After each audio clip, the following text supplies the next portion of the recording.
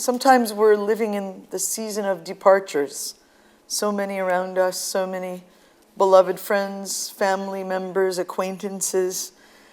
And this was for a very long time beloved friend's wife. One way or another, she is gone. Where did she go? He can't imagine how the house will feel when he enters it, moving room to room. Now that the wait is over, a larger pause will blanket the roof, softness settling slowly down. By which window or door may future days enter? And what about minor questions called out, to which there was always that lilting reply?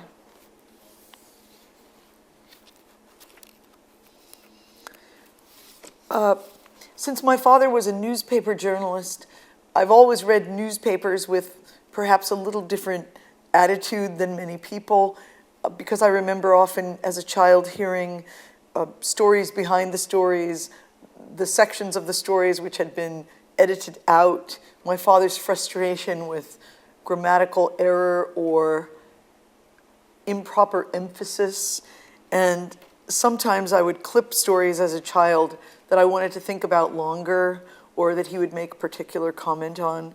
And so I guess as many poets do, I got in the habit of seeing some of them as holding secret poems as well and trying to pluck the lines which would make the poem if that story were a poem. So these were actual lines, and they're rearranged, from the New York Times in October of 2011. And this is the only thing I wrote in this poem is the title. Only pine nuts can stop a war.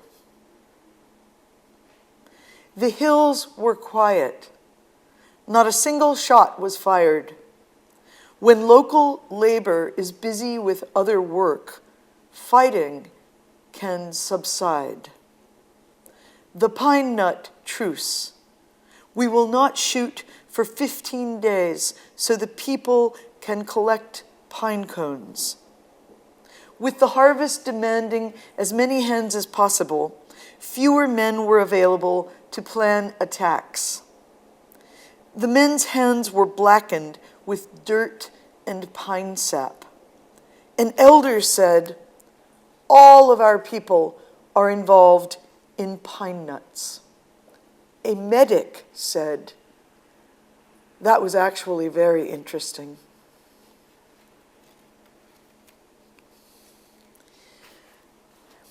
A poem which came from younger days of a deep wish for more solitude sometimes.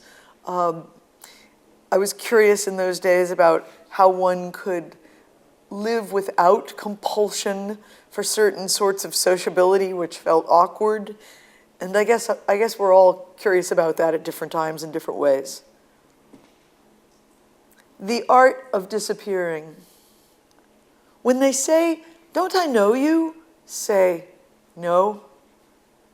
When they invite you to the party, remember what parties are like before answering. Someone telling you in a loud voice, they once wrote a poem. Greasy sausage balls on a paper plate. Then reply. If they say, we should get together, say, why? It's not that you don't love them anymore. You're trying to remember something too important to forget. Trees, the monastery bell at Twilight. Tell them you have a new project. It will never be finished. When someone recognizes you in a grocery store, nod briefly and become a cabbage. When someone you haven't seen in 10 years appears at the door, don't start singing him all your new songs. You will never catch up. Walk around feeling like a leaf. Know you could tumble any second. Then decide what to do with your time. I received a mysterious apology a couple of days ago from someone in Hawaii saying, you know, I read your poem and I hope you weren't referring to me. And I had to reread the poem to see what this could be. But this was actually a letter. I was in Jordan, and a friend of mine received a packet of mail. She ran a gallery in Jordan, and she received a packet of mail from artists in Baghdad. And the letters all came on one day as if they'd been held somewhere, and they'd been written over a span of a year. And we were just grieving together about so many lives disrupted for the last decades in Iraq. For what reason? For what good reason? I still have no idea what good reason. Anyway, she read a couple of the letters to me out loud, translating, and one of them ended, best wishes to you and yours. And so it was for this unknown artist trying to continue his labor as a creative force in Baghdad through decades of war, for whom I wrote this poem. I didn't even know him. During a war, best wishes to you and yours, he closes the letter. For a moment, I can't fold it up again. Where does yours end? Dark eyes pleading. What could we have done differently? Your family, your community, circle of earth, we did not want. We tried to stop. We were not heard by dark eyes who are dying now. How easily they would have welcomed us in for coffee, serving it in a simple room with a radiant rug. Your friends and mine.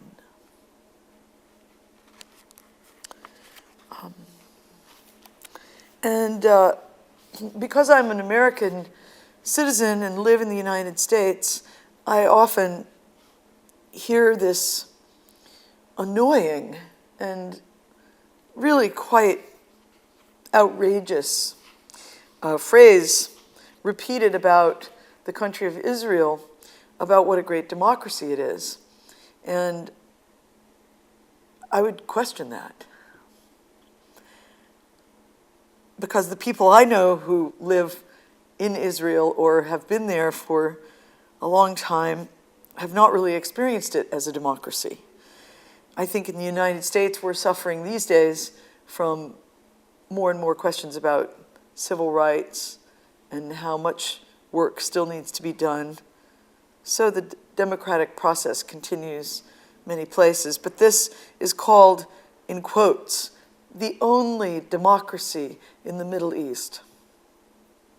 Please leave your house immediately. Do not call it a home. This is our home, not yours. Security demands it.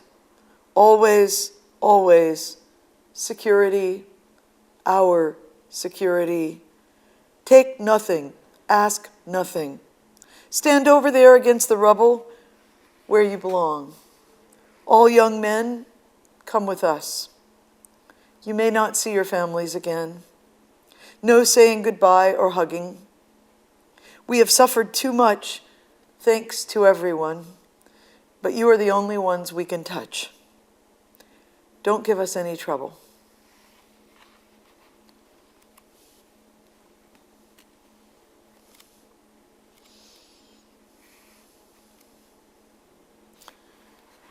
Dallas. The Happy 99-cent store on East Grand is covered with black plastic. I guess this means it burned or is closing, as opposed to the sad 99-cent store, which is everywhere but invisible.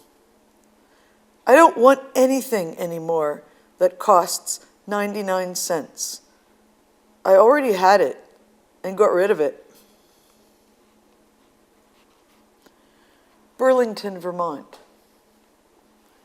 In the lovely free public library, only library I ever met that loans out garden tools as well as books, rakes, and long-handled clippers from large buckets by the counter, I sat in a peaceful room with citizens I will never know, reading about faraway war, war I am paying for, war I don't want and never wanted, and put my head down on the smooth wooden table, wishing to weep loudly or quietly, it did not matter, in the purifying presence of shovels and hoes, women and men devoted to growing.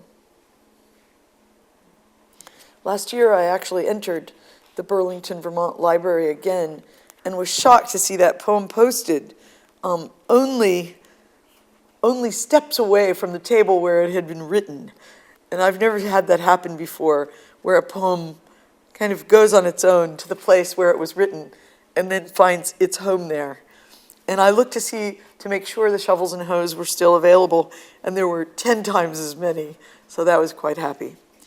And this is a poem which I felt was given to me, spoken to me out of the air in a very troubled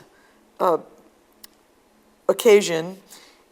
And I'm very grateful other people have found it comforting for them when they read it. But I've always felt it was a gift that came to me as well, called Kindness. Before you know what kindness really is, you must lose things. Feel the future dissolve in a moment, like salt in a weakened broth. What you held in your hand, what you counted and carefully saved, this must go, so you know how desolate the landscape can be between the regions of kindness. How you ride and ride, thinking the bus will never stop. The passengers eating maize and chicken will stare out the window forever. Before you learn the tender gravity of kindness, you must travel where the Indian in a white poncho lies dead by the side of the road. You must see how this could be you. He too was someone who journeyed through the night with plans and the simple breath that kept him alive. Before you know kindness as the deepest thing inside, you must know sorrow as the other deepest thing. You must wake up with sorrow. You must speak to it till your voice catches the thread of all sorrows and you see the size of the cloth. Then it is only kindness that makes sense anymore. Only kindness that ties your shoes and sends you out into the day to gaze at bread. Only kindness that raises its head from the crowd of the world to say, "It is I you have been looking for," and then goes with you everywhere, like a shadow or a friend. In the 2 years after my father died, I wrote sequences of poems for him and about him, some of which were published in a book called Transfer. And I'll read 2 of those. Hello, Palestine. In the hours after you died, all the pain went out of your face. Whole governments relaxed in your jawline. How long had you been away from the place you loved best? Every minute was too much. Each year's bundle of horror stories, more trees chopped, homes demolished, people gone crazy. You'd turn your face away from the screen. At the end, you spoke to your own blood, filtering through a machine. We'll get there again, friend. When you died, your long frustration zipped its case closed. Everyone in a body is chosen for trouble and bliss. At least nothing got amputated, I said, and the nurses looked quizzical. Well, if only you had seen his country.